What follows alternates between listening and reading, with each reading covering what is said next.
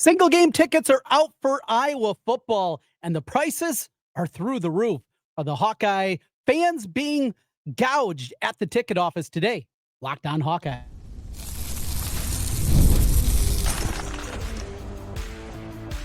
You are Locked On Hawkeyes, your daily podcast on the Iowa Hawkeyes. Part of the Locked On Podcast Network, your team every day. Hey, welcome in. I'm Trent Condon, and this is the Locked On Hawkeyes podcast. Thanks for making Locked On Hawkeyes your first listen every day. We're available wherever you find podcasts. You can also watch us on YouTube. While you're there, hit that subscribe button. Just takes a moment and helps us get in front of more Hawkeye fans. If you're listening on the audio side, 5-star reviews. I've been covering the Hawkeyes for over 20 years on the radio here in the great state of Iowa, including currently on the Iowa Sports Radio Network. We have stations in Des Moines, Sioux City, Quad Cities, Cedar Rapids, Iowa City. You can catch me each weekday from noon to 2 talking a lot of Hawkeyes in the world of sports. Well, next week it'll be Las Vegas for me, as I'll be there covering Big Ten football media days. We'll let you know a little bit about some of the stories that I'm going to be chasing next week and some of the intrigue on the Iowa football perspective. We're going to be joined by Tom Kakert. We'll talk some football with Tom, some of the scheduling concerns for Iowa coming up this season, and also get into some basketball recruiting with Tom Kakert. But we begin today with football tickets. And it's a topic that I know does not hit everybody. Not every Hawkeye fan is able to make their way to Kinnick Stadium. For you season ticket holders, it's a different conversation for you. But if you're amongst the many that looks for a few games every year, or maybe a single game every year, that you're going to make your way to historic Kinnick Stadium to watch the Hawkeyes, ticket prices continue to go up. And this is not just an Iowa Hawkeye thing. This is not something that only pertains to Iowa athletics. This is something that is nationwide, as we've seen more and more ticket prices increase. But at the collegiate level, it has been different. And though Iowa has sold out the last couple of seasons and it's trending again in that direction, and if you do want to get tickets for this game through the ticket office, do it sooner rather than later, because a couple of games have already reached sellout status. There are a couple others that are incredibly close. Indiana's already sold out. Minnesota's already sold out. But the two big games on the schedule, Penn State and Oregon, when the Nittany Lions and the Ducks come to Kinnick, those two games are not sold out yet. They will get there. It's going to happen. But I think the reason is pretty simple. It's the price. And if you did like I did and looking for a couple extra tickets, thought those would be maybe a game that my wife would be able to come to with me, as that's not the case all the time. So went in there and was looking for extra tickets and ran across that ticket price. And it wasn't a shock because I knew that the prices have gone up, but it's still clicking on it for the first time and put two tickets in your cart. It was $387. Whew, for two tickets. And I'll tell you, we were not sitting at the 50. That was not where we were clicking either. That was eye-opening. I also work in radio. Disposable income, it's not through the roof by any means. I do a podcast. I work in radio. So it's not like we're exactly swimming over here. The sticker shock was real for me. Even knowing going in it was going to be expensive and knowing the prices had gone up, it just, you see it, I guess, with your eyes for the first time and in that cart, and it raises things up in a big time way. And there is a concern with this. And you might be saying, so what? It's still going to sell out. It's not that big of a deal. But what's made Iowa athletics what it is and the importance of the Hawkeyes in our state? Yes, we still have a Power 4 conference team. Depending on your metrics of the way that you look at Iowa State, they are still a Power 4 conference team. They still get 60,000 people to go to their football games at home every single week. And when you're trending in a direction where these ticket prices are getting exorbitant, you do worry about those fans that just are only able to afford to make it to one game. And when that element starts to drift away, do you lose a portion of the fan base? Do some people, new people to the state, people moving in, and I think about that a lot here in Des Moines, is very transient. And with the insurance companies in town, you have a lot of people that are moving here that do not have Iowa roots. And maybe they're making a choice. You know, as I move here, who are we going to root for? The Hawkeyes or the Cyclones? We're going to go to a game. It's a lot easier to make your way to Ames than it is to make your way to Iowa City when price is one of the main factors that you're looking at, coupled with the proximity, obviously, that Ames has, at least here in central Iowa. So it's not a huge deal. Look, it's nothing I'm freaking out about. I understand this is the reality. The other component I do want to bring up, though, is how quickly these ticket prices have gone up. Is it feels like it's going hand in hand with what we're seeing, obviously, in college athletics and the $20 million that is going to be paid through the university now to the players. And Iowa's going to be fully funding that. About 75% of that is going to go to football, as it should. But when you are coming up with this and seeing these ticket prices, I think it doesn't take a real big leap to understand, well, this has to be going hand in hand because they're going to be looking for every single avenue that they can in order to bring in money, to bring revenue in. And ticket prices, look, back in the day, that was it. Before TV contracts are what they are today, before the money that was flowing in from the Big Ten Network and from the Big Ten as a whole with those television partners, it was about what you did with the tickets. And though that morphed back over the last 2 decades, maybe we're coming back around where the importance of having people in the stands, but being able to do that and cost a lot, that's coming back too. I think that's something that we're seeing become more and more of a factor for Iowa football. Like I said, I was going to sell out. Even game 1, they were very close to that. The Albany game at 5 o'clock, which is still such an odd time to open up the season. Hopefully it's not incredibly hot that day. That's the game that I always take my kids to. And so my wife and I bring the kids to that one. We made it to the third quarter the first 2 years. Let's see if we can get to the fourth quarter this season. Let's hope that that's the case and we're able to make that happen. But that aside, Kinnick Stadium, it's still special. I know very well it's nerdy. I get it. I'm a huge dork at times. And you everydayers, you certainly know that. But I still get the goosebumps when I walk in for that first game every single year. And walking in and seeing the brick and having a couple of pops beforehand and walking into the stadium, it still gets me. And those special moments that I have for somebody that's been going to games now for decades. 1988, I think the first game that I went to was a long time ago as a youngster. And still walking in today and still getting those feelings. And if you're pricing out a part of the population, what does that mean for the future? If you're pricing out that kid like me that got to go for the first time and experience it, and you're taking away that, just something to file away. Not a huge deal, but it is summer. We're going to be talking more about some summer plans coming up here as we're going to be talking about our trip out to Vegas. Tom Kakert is going to be there from HawkeyeReport.com, and Tom is going to join us next. We'll take a look at this Iowa basketball team on the recruiting trail, what they're doing there, both for the women's and the men's team. And are there a couple of tricky spots on this Iowa football schedule? We'll talk about that with Tom Kakert when we continue on the Locked On Hawkeyes podcast. Ever wish managing your money felt easier? With Monarch Money, it can. Whether you're growing your savings or planning a big purchase, Monarch puts you in the driver's seat. It's like having your own personal CFO, giving you full visibility and control over your finances. Monarch Money is more than a budgeting app. It's a complete financial command center.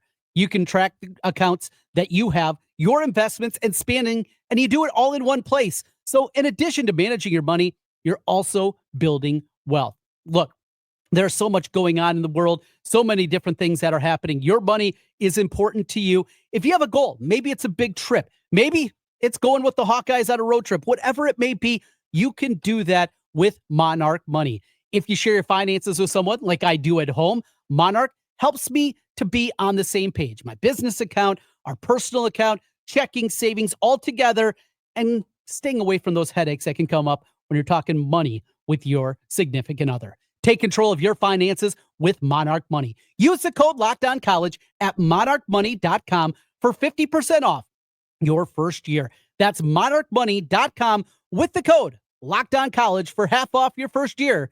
monarchmoney.com. Tom Kakert joins the program, HawkeyeReport.com, part of On3 Media. Before we do that, Soul and Beef Days going on. Ooh. Tristan Wirfs will not be in the hay bale toss this year. I got the word. I got a text. Apparently this is really popular. Tom, have you ever covered it? Have not ever gone. Wirfs had his knee scoped or whatever. He's on the pup list, so he can't do it. I don't think Dunker's doing it.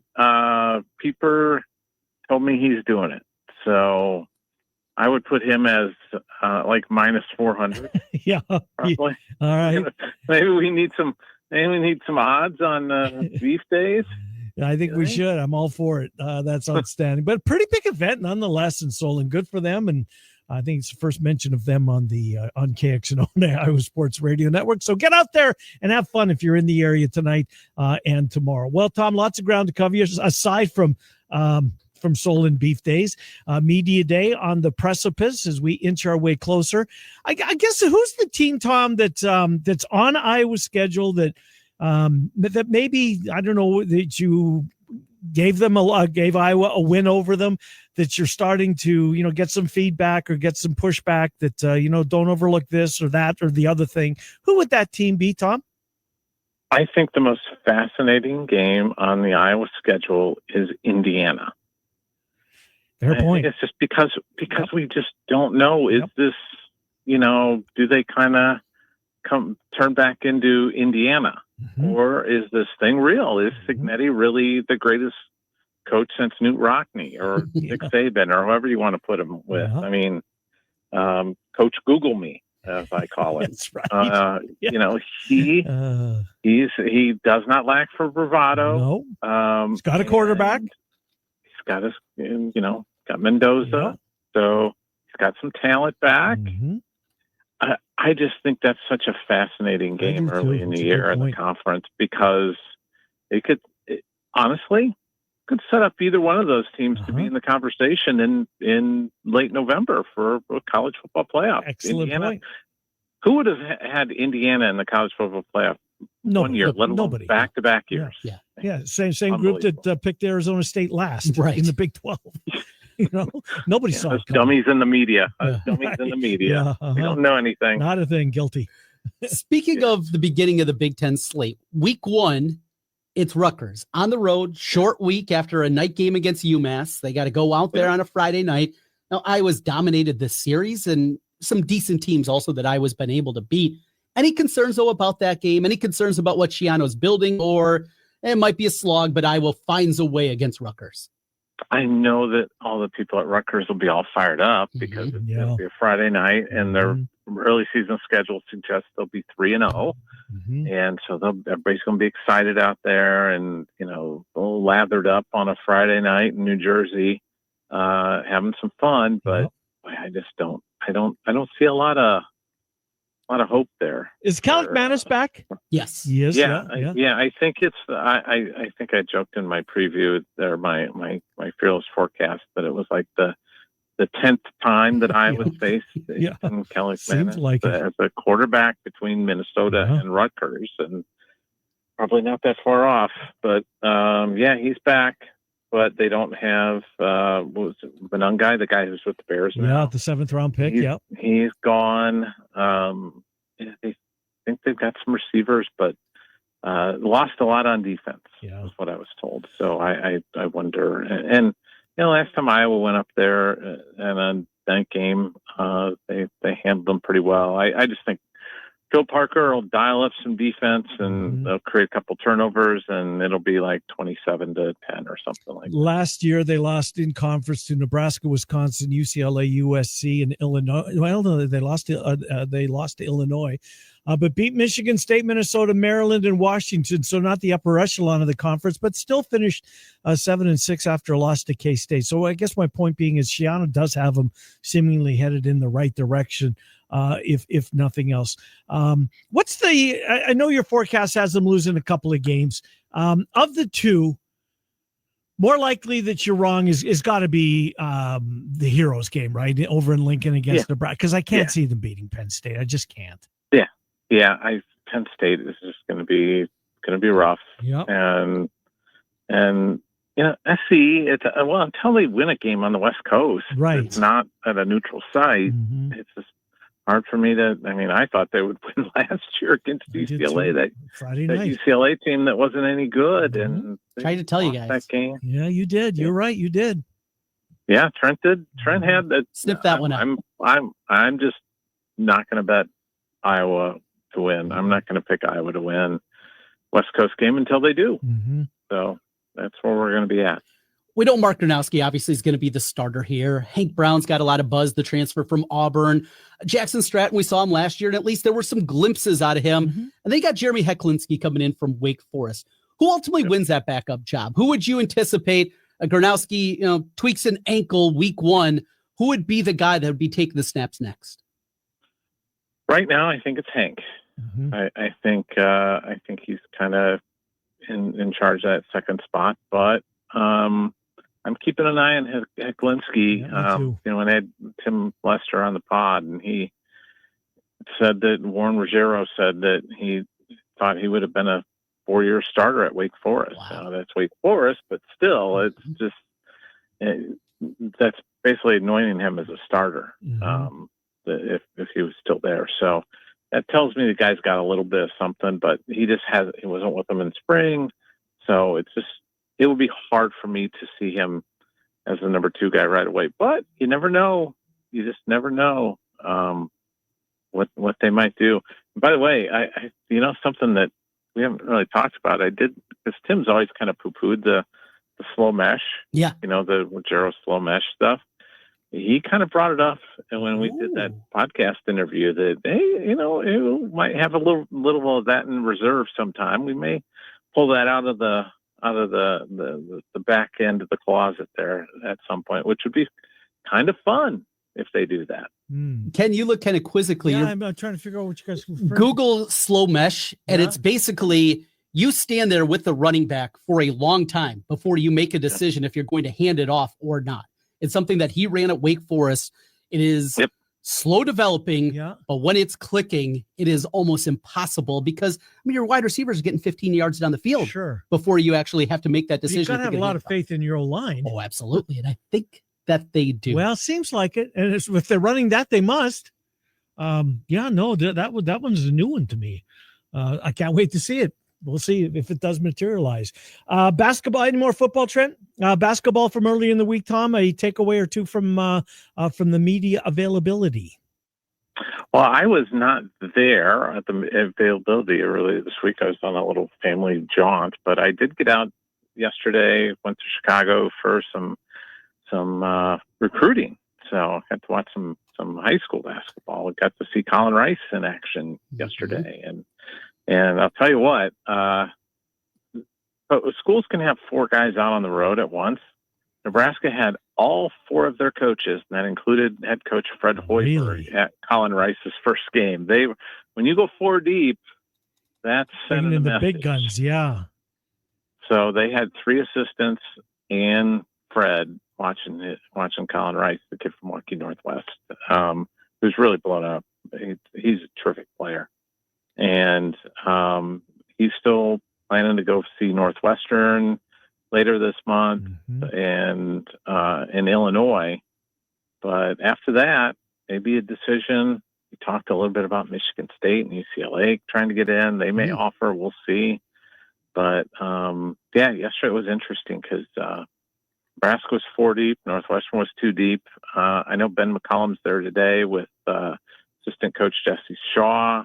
Jesse was watching the game last night, so they've got right now. I think Nebraska's in the lead, maybe kind of semi-comfortably, but we'll see if they can hold on to them. By the way, I'm watching the slow mesh right now. It's fascinating. It is. It really is. It's fun to watch too. Yeah. It's kind of hypnotic when it's going. Yes, it's wild. Yeah, that's great. Hey, speaking of basketball recruiting, the women's basketball program, they're going big game hunting here. They're going after some of the top prospects. Now, you got a local one here with Jenica Lewis from Johnston, but they're going across the country. We talked about Kate Harpering, Matt Harpering's daughter, when she came to town back during the season. Addison Bjorn from down in Kansas City, one of the top 10 players in the country. Where are they? it feels like this recruiting class, this women's recruiting class, is kind of slow right now to be committing. Any insight into the reason for that and what Iowa's chances are for some of these top level prospects? Yeah, I think they feel pretty good about some of the players that they've got. I think right now they're just waiting to kind of formulate who's going to be on campus this fall. This week, when Kyle Hughesman's over in Chicago today and tomorrow at the Nike Nationals, which has the big Iowa team that with Jenica Lewis and everybody on that team. So he'll get to see those players and get some feedback from them. So I look for a lot of content from Kyle on women's basketball front. But they're going big game hunting, and you might as well try and see what you get. I mean, they're as hot as they're ever going to be as a product, and you've got to try and capitalize and get some of these top players. And I think they're going to get a couple of them. I really do. And then you couple them up with Addie Deal and Layla Hayes and Journey Houston, and you start building a really strong foundation, not just now, but for the next 4 or 5 years. The brand has never been hotter, and that certainly seems like an understatement in a lot of ways. Hey, Tom, back to where we started, and that's Big Ten football. I'm guessing you'll be in the audience for Petitti on Tuesday once he speaks. Fascinated to hear this because Trent and I both feel that there's going to be a collision, of course, between him and Sankey at some point. Anxious to see how it turns out. And Petitti's going to be forced to talk about it whether he wants to or not, and he hasn't wanted to up until this point. Yeah, and frankly, he has a very good position to take in terms of demanding things. Now, I don't like the demanding for teams, but I like the position that he's taking that the SEC needs to go to 9 conferences. Yep, I do too. Else. Yep. And I think that is part of that, though. It's a financial decision for the SEC. All they have to do is get ESPN to say, hey, we'll give you more money. And guess what? That 9th game's happening. Mm-hmm. It's how it's going to be. Yep.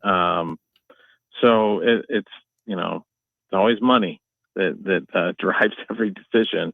And I think that's what we're just kind of waiting for, is for them to decide that they want to equal up and go to 9 conference games. And Petitti's, he is really right, but he's got a bad hand that he's playing though, because nobody likes that 4 thing, that 4-4. Whatever. I think the Big 12 should be all over it personally with their 2 that they would get automatic, but we'll see. They can still fight for that 3rd. There's going to be a couple of. They still got to decide if they want 16. Yeah. Yeah, that's true too. I think they have to go to 16. I just because you're going to go there anyway at some point. So you might as well just go there now. It's a nice round bracket and go from there. Looking forward to seeing you Tuesday night at Circa, if not before, Tom Kakert. Have a safe flight out there, okay? We'll see you in Vegas. Okay. I'll see you guys in Vegas. Yep. Thank you. Tom Kakert, HawkeyeReport.com, part of On3 Media. Thanks, as always, to Tom, for joining us. Some great information, some good recruiting notes from Tom. And yes, Las Vegas next week. We're going to talk about, as we continue here on Locked On Hawkeyes, what I'm going to be chasing out in Las Vegas. Well, yeah, the craps table, the slot machines, but no, Iowa football topics, what we're going to be looking for. And do you have some questions for me? We'll do that next on the Locked On Hawkeyes podcast.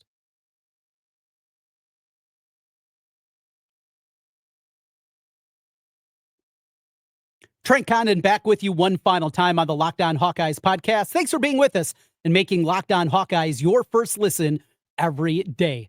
Vegas next week. More fun than Indianapolis, even better than Chicago for me. Excited to get out there and, yes, also be doing some work. So next week, I will be doing shows from you each and every day from Las Vegas, your team every day. We got you covered here on Locked On Hawkeyes. Make sure you hit subscribe if you're watching us, or a 5-star review. Subscribe over on the podcast side of things. It really does help us out with those metrics and getting us front of more Hawkeye fans.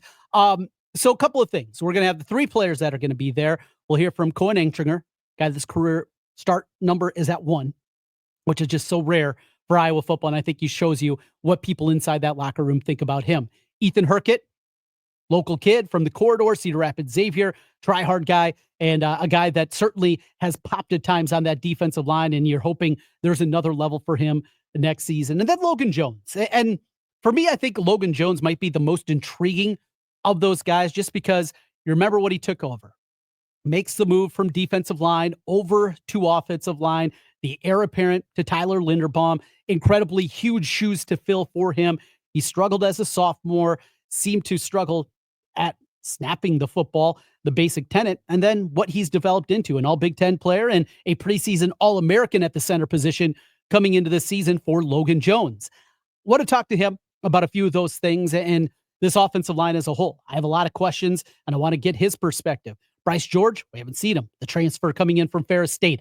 What is he going to be helping out at that left tackle position? The young left tackle, Trevor Lauk. I'm excited to see what he has to say about him because when you're looking at upside of that left tackle position, he's absolutely that. So we'll have plenty of stuff for you. Kirk Ferentz is going to be there. We'll have some audio from that and a whole lot more. Hopefully get Kirk on the side for a little bit and be able to talk to him and get his perspective on a bunch of different topics there from Las Vegas, including Kirk Ferentz in Las Vegas. I mean, you talk about oil and water. That seems like it is a number one. So we'll have some fun with that coming up next week. Your team every day here on the Locked On Network. I got you covered on the Hawkeye side. And whatever your favorite team is, your favorite baseball team in the MLB, your favorite team in the NBA, NHL, NFL, every single day covered here on Locked On. Thanks for being with us as always. We will talk to you again. Going to have an episode for you likely coming out on Sunday evening into Monday morning. Going to take a stab at the depth chart before I make my way to Las Vegas and hit the ground running with some podcasts coming your way from Las Vegas. As always, thanks for being with us and making Locked On Hawkeyes your first listen every day. We'll talk to you again next week. Until then, go Hawks.